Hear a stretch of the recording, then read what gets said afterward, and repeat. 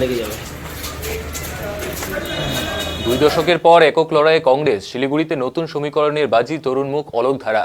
প্রায় 20 বছর দীর্ঘ বিরতির পর শিলিগুড়ি বিধানসভা কেন্দ্রে এককভাবে নির্বাচনী ময়দানে নামল কংগ্রেস। এতদিন জোটের রাজনীতির অংশ হিসেবেই দল প্রার্থী দিত, কিন্তু এবার সেই চেনা পথ ছেড়ে স্বাধীন লড়াইয়ের সিদ্ধান্ত নিয়ে স্পষ্ট বার্তা দিয়েছে শহরের রাজনৈতিক অঙ্ক বদলাতে তারা প্রস্তুত। এক্ষেত্রে কংগ্রেসের ভরসা তরুণ আইনজীবী অলোক ধারা। প্রার্থী ঘোষণার পর থেকেই দ্রুত গতিতে জমে উঠেছে তার প্রচার। বাড়ি বাড়ি যোগাযোগ, ছোট বড় পথসভা, পোস্টার, ফেস্টুন, ইতিমধ্যে দৃশ্যমান তার উপস্থিতি। উন্নয়নের ধারা অলোক ধারার হাতে, এই স্লোগানকে সামনে রেখে সাধারণ মানুষের কাছে পৌঁছানোর চেষ্টা চলছে কংগ্রেস শিবিরের পক্ষ থেকে। নিজের প্রচারে অলোক ধারা স্পষ্টভাবে তুলে ধরেছেন শহরের মূল সমস্যাগুলি। তার কথায় দীর্ঘদিন ধরে শিলিগুড়ি রাস্তাঘাটের বেহাল দশা হয়ে পড়ে রয়েছে। সাধারণ মানুষের ভোগান্তির প্রধান কারণ হয়ে দাঁড়িয়েছে এটি। পাশাপাশি শহরের নদীগুলি ক্রমশ বিলুপ্তির দিকেও নজর টেনে পরিবেশ রক্ষায় কার্যকর পদক্ষেপের আশ্বাস দিয়েছেন তিনি। ট্রাফিক জটকেও বড় সমস্যা হিসেবে চিহ্নিত করে আধুনিক এবং বৈজ্ঞানিক ট্রাফিক ব্যবস্থার চালুর প্রতিশ্রুতি দিয়েছেন কংগ্রেস প্রার্থী। শুধু তাই নয়, স্বাস্থ্য এবং শিক্ষা ক্ষেত্রেও পরিবর্তনের রূপরেখা দিয়েছেন তিনি। প্রাথমিক স্বাস্থ্যকেন্দ্রের সংখ্যা বাড়ানো, চিকিৎসা পরিষেবা সহজলভ্য করা এবং শিক্ষা ব্যবস্থার মান উন্নয়ন করা, এই সমস্ত তার অগ্রাধিকার তালিকায় রয়েছে। সব মিলিয়ে দীর্ঘদিন পর একক লড়াই নেমে শিলিগুড়ির নতুন রাজনৈতিক সমীকরণ তৈরির লক্ষ্য নিয়েছে কংগ্রেস। তরুণমুখ অলোক ধারার উন্নয়নমুখী বার্তা কতটা ভোটারদের আস্থা অর্জন করতে পারে, এখন সেদিকেই নজর রাখছে রাজনৈতিক মহল।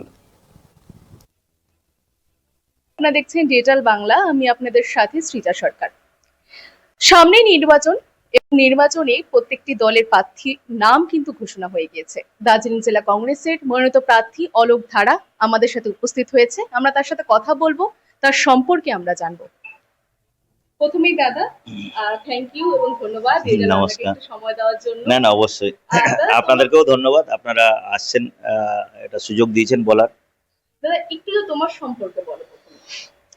আমার সম্পর্কে, আমি তো পেশায় আইনজীবী, 20 বছর ধরে এই আইনি পরিষেবার মধ্যে আছি। তার সঙ্গে সঙ্গে বিভিন্ন ধরনের সোশ্যাল ওয়ার্কের মধ্যে আমি যুক্ত আছি। আমাদের নিজস্ব লয়ারদের নিয়ে একটা আমরা এনজিও চালাই, যেখান থেকে আমরা সাধারণ মানুষ যাদের আছে, মানে মামলার ভালো ফেড আছে, মেরিট আছে, কিন্তু পয়সার অভাবে করতে পারছে না, তো তাদেরকে আমরা সহযোগিতা করি ফ্রি অফ কস্টে। তৃতীয়ত হচ্ছে আমি স্টুডেন্ট লাইফ থেকে, যখন আমি কলেজে ভর্তি হই, ডিপার্টমেন্ট অফ ল, পড়াশোনা আমি করেছি রহড়া রামকৃষ্ণ মিশন থেকে। প্রাথমিক শিক্ষা আমার ওখানটায়, দীর্ঘ 12 বছর ওখানে থেকেছি আমি। ঠাকুরমা স্বামীজির আদর্শে আমি অনুপ্রাণিত হয়ে তারপর আমি কলেজে ভর্তি হই। কলেজে ভর্তি হওয়ার সময় থেকে আমি ছাত্র রাজনীতির সঙ্গে যুক্ত হয়ে পড়ি, কারণ আমরা ফ্যামিলি, আমার বরাবরই কংগ্রেস ফ্যামিলি। যদিও জন্মের পর আমি কংগ্রেসকে ক্ষমতায় দেখিনি, কিন্তু আমার বাবাও কংগ্রেস করতেন, তো সেই হিসেবে আমি কংগ্রেস বিচারধারায় আমার আপব্রিঙ্গিং হয়েছে। তো কলেজে আসার পর থেকেও আমি স্টুডেন্ট রাজনীতির সঙ্গে যুক্ত হই, ছাত্র পরিষদ করতাম, কিন্তু ছাত্র পরিষদ, টিএমসি, আকসু, বিভিন্ন আমাদের ছোট ছোট যে সংগঠনগুলো ছিল, সব মিলে আমাদের স্টুডেন্টস ফোরাম বলে একটা দল তৈরি করা হয়েছিল। কারণ এসএফআই এর সঙ্গে লড়াইয়ের জন্য আমরা আলাদা হয়ে গেলে এসএফআই জিতে যাবে, এই চিন্তা ভাবনা রেখে আমরা সব একসঙ্গে স্টুডেন্ট ফোরাম করতাম। তখনও আমরা রাজনীতি করতাম। আমার ইয়ারে যেমন ছিল 4টে সিআর থাকতো, 4টেই আমরা জিততাম। কোনোদিন আমরা ওই আমাদের ইয়ারে কোনোদিন একটা সিটও আমরা হারিনি।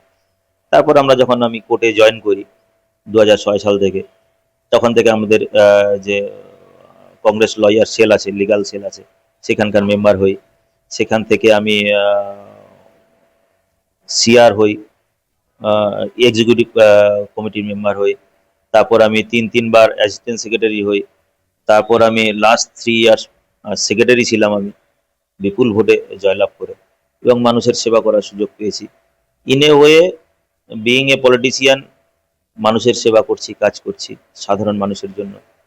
বিইং অ্যান অ্যাডভোকেট, সেখানেও আমি সাধারণ মানুষের জন্য একটা, আপনাদের মাধ্যমে একটা বলি, আমার কাছে একটা, এটা বলার কথা নয় যদিও, তবু বলে ফেলি, আমি সেবাটা কিভাবে করি।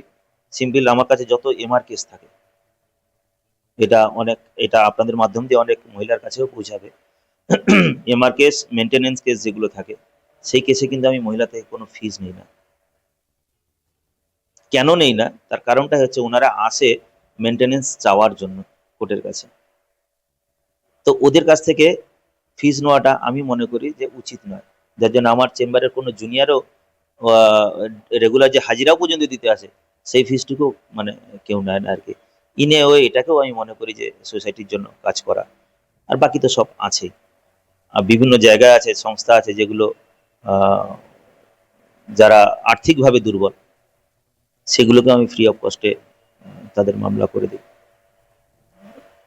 মোটামুটি এইভাবে চলার পর আস্তে আস্তে আমার কাজের যে ধরন, গতি প্রকৃতি এবং সেবা করার যে চিন্তাধারা, সেগুলো আমাদের জেলা নেতৃত্বর পার্টি হাইকমান্ডের নজরে আসে এবং ওনারা দেখেন, সিদ্ধান্ত নেন। তারপর আমাকে এই বড় দায়িত্ব দিয়ে আমাকে এই জায়গায় পাঠিয়েছে।